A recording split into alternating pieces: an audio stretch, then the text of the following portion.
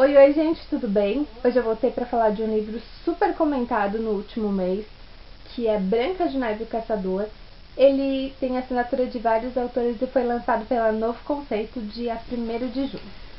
Eu já falei para vocês nas redes sociais, nos outros vídeos, que eu não tinha muita expectativa em relação a esse livro, e foi assim que eu comecei a ler Branca de Neve e o Caçador. Por incrível que pareça, eu me surpreendi com a história, superou a minha nada expectativa, porque, embora não seja o livro que eu estava esperando, um livro de fantasia, ele tem pontos muito importantes e que fizeram a leitura fluir muito bem e que fizeram no final eu gostar da história dessa releitura do conto de fadas da Branca de Neve. Primeiro ponto é a narrativa desse livro, muito boa, escrita de uma forma que você lê rapidamente, um livro de 2, 3 horas. Se você tem um ritmo de leitura um pouquinho mais devagar, uma tarde, você termina Branca de Neve e o Caçador. Eu dou uma dica, eu não fiz isso e é exatamente por esse motivo que eu acho bacana. Se você tiver a oportunidade de ler o Conto de Fadas da Branca de Neve, uma das versões ou a versão mais popular dele, antes de ler a adaptação, essa releitura, faça isso, porque pontos importantes do Conto de Fadas eles mantiveram no livro e eu achei de uma forma muito coerente. Por exemplo, você vai encontrar o espelho falando com a rainha, você vai encontrar a maçã, os anões e o bosque, só para citar alguns exemplos de que são bem conhecidos lá no Conto de Fadas ou numa das versões do Conto de Fadas mais populares que eles trouxeram aqui para a história. Então esse foi um ponto que me fez gostar muito do livro. Vai existir um príncipe também, mas o personagem masculino mais importante aqui é claro que é o caçador e o irmão da Ravenna. Mas eu não sei em relação ao filme como ele foi tratado.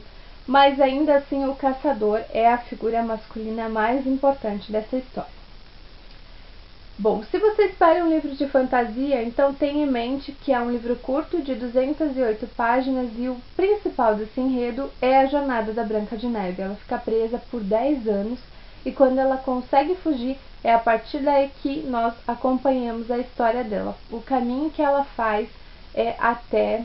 eu não posso contar porque aí eu vou estragar o final do livro. Mas o que faltou do livro para mim, para que fosse realmente um livro muito bom? Eu já sabia que não ia ser um livro de fantasia super descritivo como eu esperava, mas eu acho que poderia ter sim um mapa. Eu acho que é fundamental, porque a gente se situaria melhor na história. E algumas ilustrações do castelo, do bosque sombrio. Tem uma aldeia que a Branca de Neve vai passar já pela parte final do livro, que é uma aldeia de mulheres. Todas essas mulheres têm uma cicatriz no rosto. Então, se você ler o livro, vai saber por que. Provavelmente deve aparecer no filme também. Senão, vou deixar você curioso para descobrir por que essas mulheres elas cortam o rosto para ficar com essa cicatriz. Então, algumas imagens, quem sabe até o storyboard do filme já seriam bem elucidativas para a história. Porque o projeto gráfico desse livro ele é muito bom. Então, cada capítulo começa assim. Essa aqui é a abertura do capítulo. E aí aqui no início tem a árvore. E a gente vai descobrir depois, mais pro finalzinho, o que é essa árvore. Eu esperei sim um livro mais descritivo. Eu acho que esse livro contasse um pouquinho mais de todo o contexto da história e não se detesse só na jornada da Branca de Neve, eu ia gostar ainda mais dele. Mas ele tem pontos surpreendentes e eu espero, quando ter a oportunidade de assistir o filme, que isso aconteça lá também. Por fim, a Branca de Neve é uma personagem muito forte. Ela tem 17 anos na história, ela fica 10 anos presa, então ela foi presa quando ela era uma criança ainda. E a Branca de Neve, além de ser uma personagem forte, valente, a Branca de Neve, ela sabe usar muito bem o fato de ela ser a filha do rei assassinado. Então, em determinados momentos do livro, ela vai usar desse motivo para conseguir coisas ao seu favor. Então, embora ela seja uma prisioneira, uma fugitiva do reino, ela sabe muito bem a qual lugar ela pertence, que ela, por direito, seria a rainha desse reino, que a Ravenna tomou dela, e ela sempre tem aquele conflito entre o bem e o mal, entre o certo e o errado. Eu acho que é a melhor maneira de colocar isso, porque ela precisa tomar decisões ao longo dessa jornada dela, decisões que influenciam não apenas a vida dela, como a vida das pessoas que ela acaba encontrando e do reino todo. E essas decisões, elas podem implicar em coisas muito boas, como em coisas muito ruins, situações muito ruins para todos eles. E como uma líder, ela se coloca muito bem nesse papel. Então, outro ponto que ao final do livro me fez ter uma visão muito mais positiva dele do que negativa. Eu acho que mais do que nunca Branca de Neve e o Caçador é daqueles livros que cada leitor vai tirar uma conclusão conforme as suas expectativas, ou o que achou do filme, ou por não ter achado nada de nenhum dos dois, como é o meu caso, que começou a ler no zero e tive a oportunidade de me surpreender, mesmo não sendo o livro que originalmente eu imaginei. Outro ponto importante é que a Novo Conceito lançou esse livro com uma tiragem enorme de 60 mil exemplares. Isso é muito para o mercado nacional, mas até conversei com o meu chefe e ele falou que é uma tendência das editoras agora aumentar a tiragem para baratear o livro. Então esse livro está sendo por R$ 22,90, é bem baixo para um livro de lançamento, levando em conta projeto gráfico, direitos autorais e tudo que envolve o custo de um livro. Então vale a pena você, se tem curiosidade em conhecer, por R$ 22,90 a releitura de um conto de fadas, que também tem o filme aí, na verdade foi impulsionado pelo filme. Eu acho que você tem que ter na sua coleção, sim.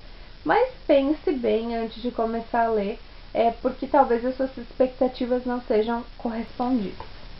Bom, o que eu tinha para falar sobre Branca de Neve e o Caçador é isso.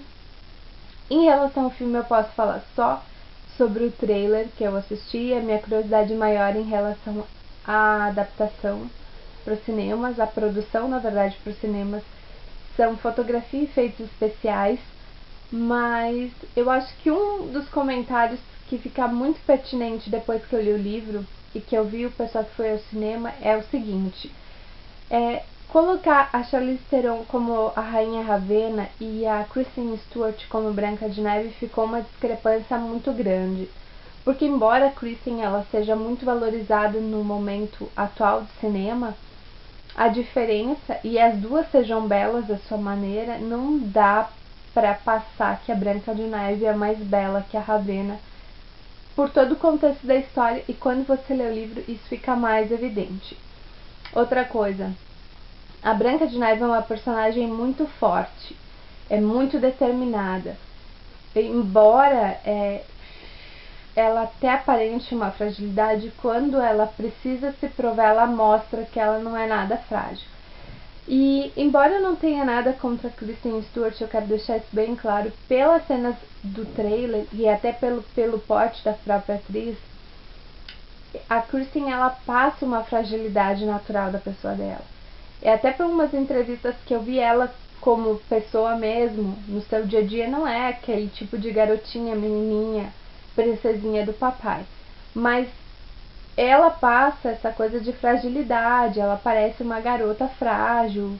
E mais um motivo por eu ter achado estranho a escolha dela para atuar nesse papel é que talvez o filme exigisse sim uma atriz que parecesse frágil no primeiro momento, mas quando as cenas de ação começassem a acontecer, se mostrasse forte e mudasse isso. E pelo trailer, mais uma vez, ainda não assisti o filme, que eu tô falando isso é pelas imagens que eu vi dos trailers que já foram divulgados. A Kristen não passa isso no filme. Ela não passa a ser essa personagem forte que a Branca de Neve é no livro.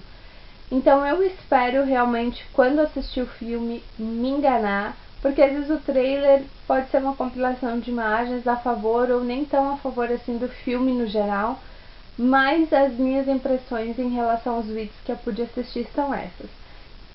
Quero muita opinião de vocês, quem já leu, quem já assistiu o filme, vale a pena, não vale a pena, o que você achou de Branca de Neve e o Caçador? Do meu ponto de vista, a grande aposta da Novo Conceito nesse ano de 2012.